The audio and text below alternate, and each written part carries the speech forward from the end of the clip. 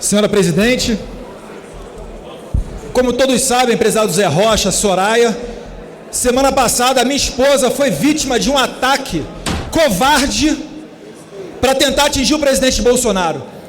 Nós sabíamos que a imprensa não tinha muito limite, ou melhor, não vamos generalizar, uma parte da imprensa, prezado Gilberto, mas que seriam tão baixos, eu confesso que eu não imaginava. Vou relatar aqui, através de uma nota que eu escrevi, a covardia por trás dos fins que justificam os meios. A última edição da revista Época pertence ao Grupo Globo. Trouxe uma pseudo-reportagem sobre o trabalho desenvolvido pela minha esposa, Heloísa Bolsonaro. O jornalista João Paulo Sacconi, de 23 anos, mentiu durante mais de um mês, fazendo-se passar por uma pessoa em busca de ajuda profissional. Não se trata de um erro humano. Um mês. A reportagem da Época foi discutida, debatida e planejada. Houve um crime premeditado. O jornalista contou com o apoio do editor-chefe, Plínio Fraga, e da diretora de redação, Daniela Pinheiro, para mentir e para enganar de forma vil e covarde uma profissional que exerce legal e legitimamente a sua profissão. Um erro não dura um mês, prezada professora Daiane Pimentel. O objetivo da revista Época nunca foi prestar um serviço à sociedade, mas denegrir alguém cujo único pecado é ser casada comigo. O jornalista nunca teve qualquer interesse no trabalho da minha esposa. Sua intenção, avalizada, como já observei, pela direção da revista e pelos seus superiores, sempre foi arrancar uma declaração polêmica, uma confidência qualquer que servisse aos propósitos daqueles que não aceitam a eleição democrática e legítima de Jair Bolsonaro. De acordo com o capítulo 2 da conduta profissional do jornalista, do Código de Ética dos Jornalistas, o seu artigo 6º, inciso 8º, prevê: é dever do jornalista respeitar o direito à intimidade, à privacidade, à honra e à imagem do cidadão.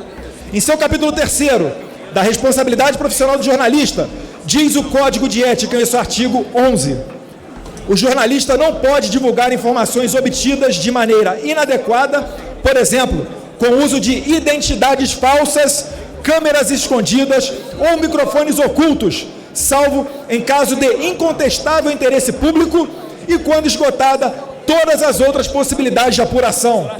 Eu pergunto, que interesse público há na profissão da minha esposa? Apesar de incorrer em todas essas faltas, a revista Época emitiu no dia seguinte à publicação da matéria, afirmando que os jornalistas agiram dentro da ética e retidão da revista.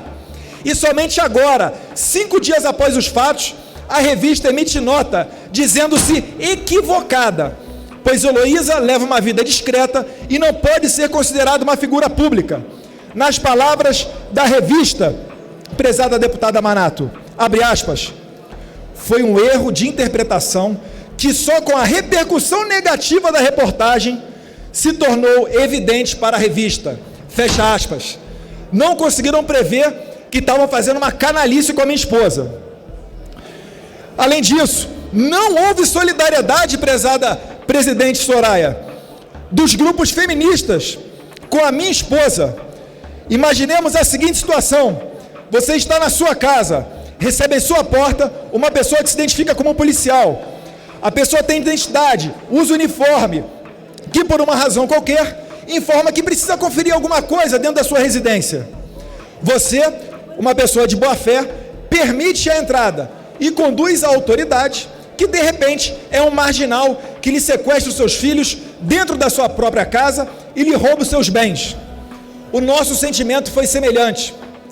Heloísa foi enganada de forma vil e usada covardemente para que a publicação pudesse atingir o presidente da República e a mim, ambos eleitos democraticamente. Imaginemos, senhoras e senhores, que um militante de direita mentisse sobre a sua identidade e se passasse por um jornalista interessado em vasculhar a vida de qualquer um de vocês e suas famílias com o único objetivo de assassinar suas reputações. Qual seria o sentimento? Quais seriam as reações? O que João Paulo Sacconi fez incorre ainda em crime de falsa identidade, segundo o artigo 307 do Código Penal, uma vez que ele se fingiu de paciente. A gente vai ter um encontro breve na Justiça, senhor Sacconi. Além disso, há ainda as figuras do coautor ou partícipe, de acordo com o artigo 29 do mesmo Código, pois, como já assinalei, ele teve o respaldo necessário dos seus superiores para produzir o conteúdo exposto em 13 de setembro na página da publicação. E além da página, ainda convidava para você assistir a matéria inteira comprando a revista física. O presidente da República tem dito e reiterado que liberdade de expressão é fundamental em qualquer regime democrático. E nós avalizamos isso. E vamos além. Quem sempre defendeu os meios de comunicação, quem sempre defendeu o controle dos meios de comunicação, foi a esquerda dita progressista. Seguiremos defendendo as liberdades, mas jamais aceitaremos injustiças. Há leis, regras, normas e aos costumes, aquilo que aprendemos a respeitar desde tenra idade, o que não está escrito, mas é observado de forma rigorosa. Não usamos a família para atingir adversários. O que a revista Época chancelou vulnera completamente toda e qualquer retórica de defesa das liberdades, pois, a exemplo do que temos observado nos últimos tempos, para alguns, os fins justificam os meios, mesmo que se valendo de práticas condenáveis. A minha mais completa e restrita solidariedade à minha esposa Heloísa pelo trauma que impactará o seu trabalho para sempre. Senhora Presidente, como é que eu faço agora em casa, com a minha esposa sendo temerária agora de fazer os atendimentos, que ela nem fazia presencialmente para resguardar a sua segurança física, fazia via web, e agora, com uma reportagem baixo nível dessa, está traumatizada para exercer a sua função.